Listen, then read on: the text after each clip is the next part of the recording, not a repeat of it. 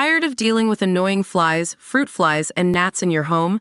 The Zevo Flying Insect Trap is your ultimate solution. Don't wait.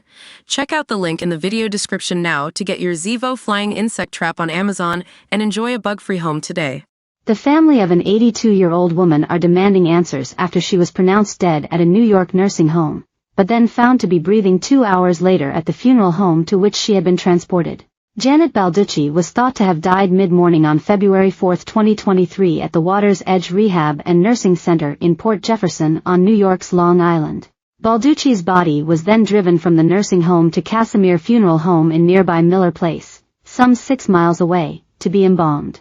Just as funeral parlor workers were about to deal with Balducci's body, they noticed the cadaver that lay before them was still alive, and still had a pulse. Now the family, Balducci's 2 sons, Robert and Joseph Balducci, are looking for an explanation as to how the mix-up occurred in what has been termed as extreme and outrageous conduct in a lawsuit filed by the family, which is taking on a 2-pronged approach. The sons are suing for what they allege is the premature and wrongful death of their mother. The family believe that staff at the care home both declared Balducci prematurely deceased but then also contributed to her death by failing to diagnose a deep vein thrombosis, which they allege occurred as nursing home workers stood by and did nothing to help treat her. The family's lawyers say the woman's sons are horrified by what happened and have to live with the sickening reality their mother was placed in a body bag alive. I think the case is more emblematic of what happens when elderly people go into these homes, Donato said. They don't have an advocate to keep track of what's happening, lawyer Peter Donato told The Independent. Following the shocking incident, Suffolk County Police, the New York State Department of Health, and the New York Attorney General's Office for Investigation opened a case, but the findings over what happened have never been revealed. In the lawsuit, the family alleged those involved of gross negligence and/or recklessness. Balducci had been living at her own home until she suddenly fell over in the summer of 2022. After being treated at Stony Brook University on Long Island on August 1, 2022, she was eventually taken to the Water's Edge nursing home on September 6. Although Balducci seemed to be okay for the first few months of her stay, her health suddenly began to decline, coupled with a loss of appetite and an increase in tiredness.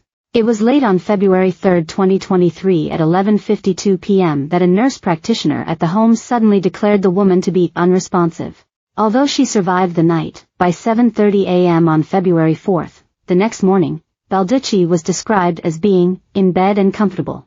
But 4 hours later, an entry on her chart states that she had expired at 11:15 a.m. Arrangements were then made to have her transported to a funeral home and her body was placed into a sealed body bag. It was another 2 hours before the workers at the Casimir Funeral Home unzipped the bag, whereupon the workers noted she was still breathing and had a pulse. Paramedics were immediately summoned and she was rushed to the nearby John T. Mather Memorial Hospital.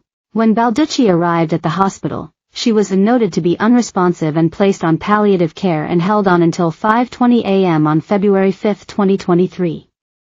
At that time, she passed, the family lawyer, Donato, explained. Now that Balducci's sons have filed their initial complaint, the family are waiting for both the facility and the funeral home to serve answers from the people who were present at both facilities. They hope to be able to understand what happened, and how such mistakes were made. A criminal investigation into the entire episode is also still ongoing. Despite the Water's Edge facility boasting about offering outstanding short-term and subacute care, and having the first-class amenities of the finest boutique hotels, it has received a distinctly average score in the latest New York State Department of Health ratings, with 3 out of 5 stars. The home has also been slapped with $22,000 in fines in the last 12 years.